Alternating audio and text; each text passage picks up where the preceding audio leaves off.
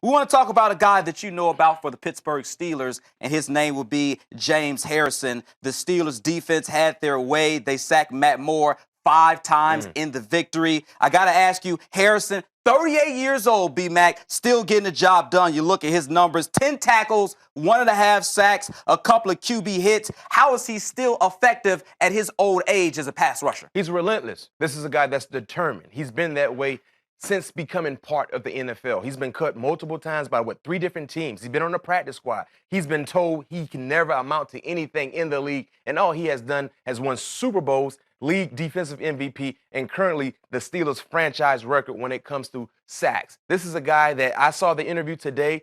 He spends around $350K on his body alone just to be able to maintain and sustain the level of high play. And it's working. So whatever works for him, continue to keep doing it because he is their best pass rusher. He's one of the most reliable, dependable players defensively. And the thing I know about James Harrison, being his teammate and playing with him in the playoffs, that's where he kicks it up to another level. And that's what we saw today. Double-digit tackles, like you said, sack and a half. And he was involved in a lot of positive plays that weren't, his name was not being the headliner for. Certainly that play right before the half when it looked like the Dolphins may have been able to get at least the field goal, and he sacked Matt Moore, and Matt Moore fumbled the football. I mean, that was a pivotal play going into the locker room when Miami came away with no points. Yeah, and the thing about James Harrison that's kind of gone unnoticed a little bit, just having a valuable guy like James in your locker room, the younger guys can see what he's doing.